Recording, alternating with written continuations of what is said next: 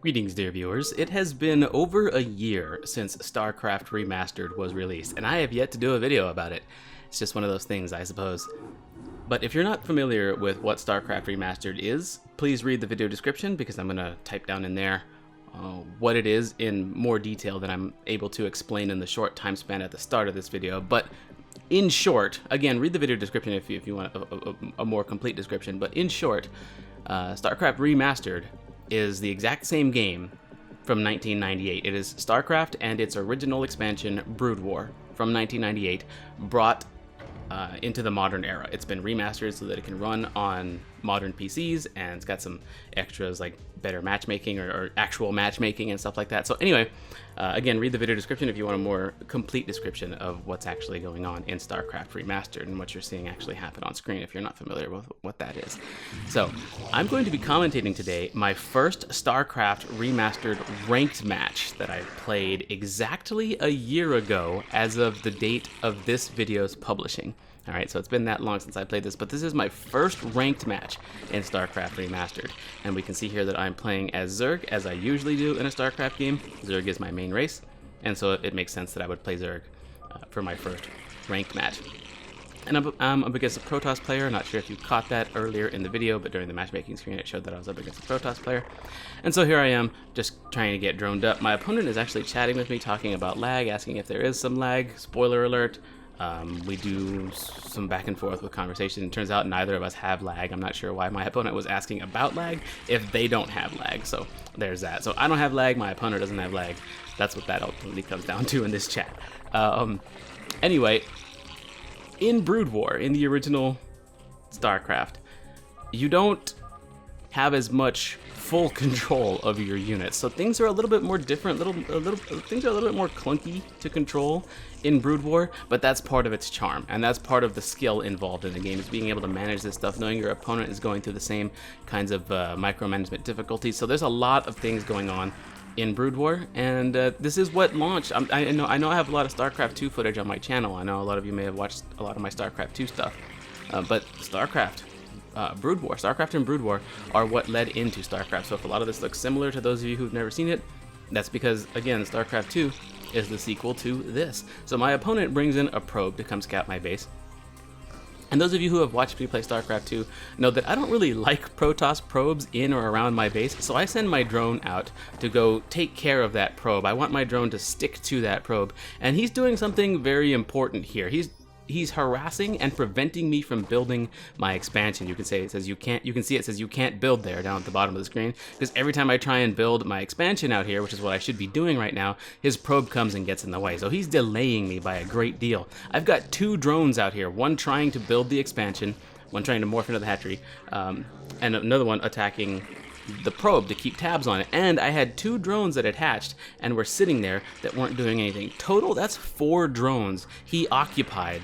4 drones worth of time, mining time, that he occupied, well, mining and building time, with just his singular probe. So he's doing a very good job of delaying me, doing a very good job of harassing me.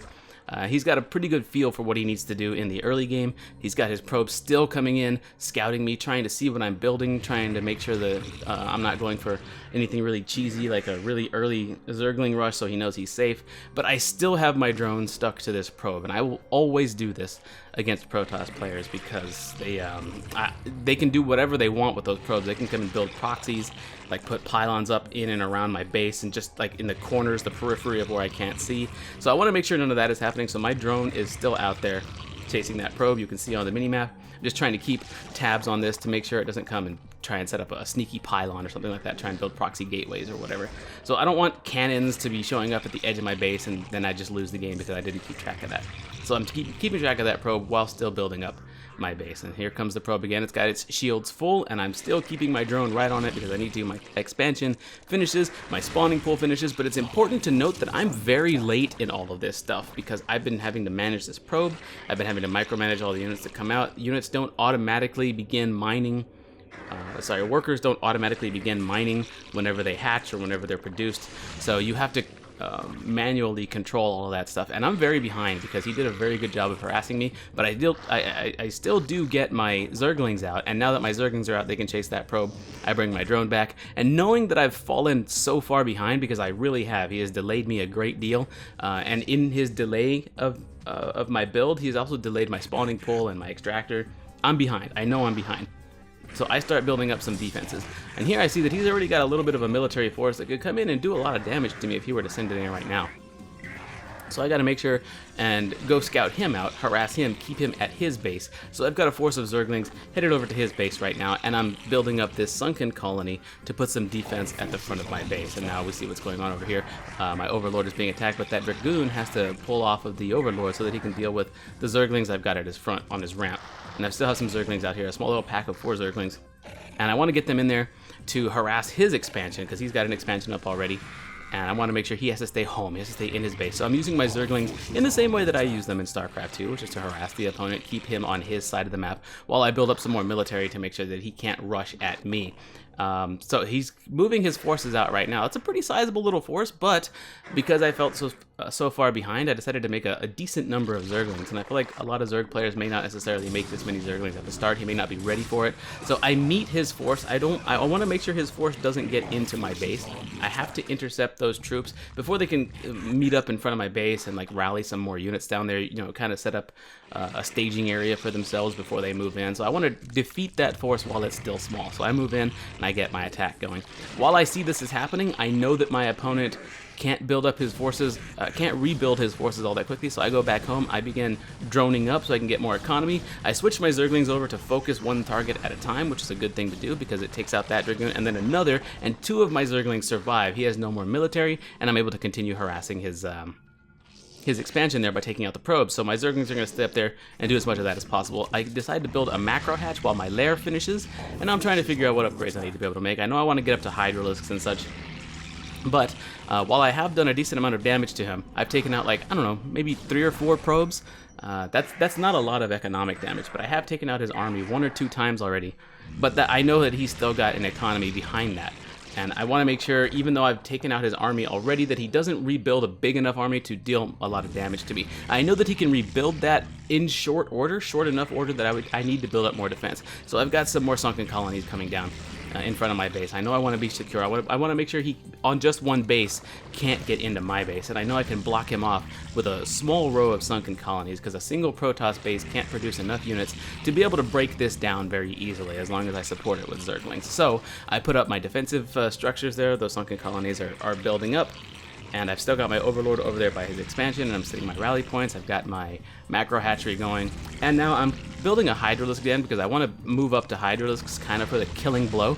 And now he's got some Dragoons coming in. This is kind of, if I hadn't built these sunken colonies and those were instead, let's say, drones or Zerglings, I might be in a bit of trouble here. But those sunken colonies are able to ward off those Dragoons, and Dragoons are terrible against Zerglings. They're just...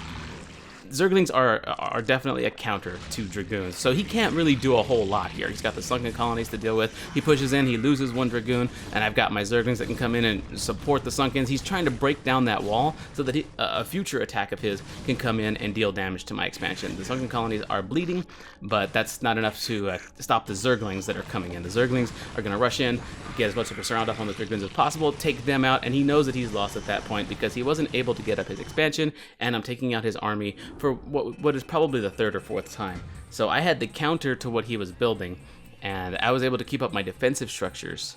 Even though I was behind, fairly well behind in the early game, I was able to keep up my defensive structures, keep an eye on what he was doing, and most importantly, hold his army back, keep him on his side of the map with my Zerglings while I built up my defenses. And again, if I hadn't held him back and built those defenses and instead gone with drones or more Zerglings or whatever, he probably would have had a bigger army to come in and take out my expansion, and that would have been the...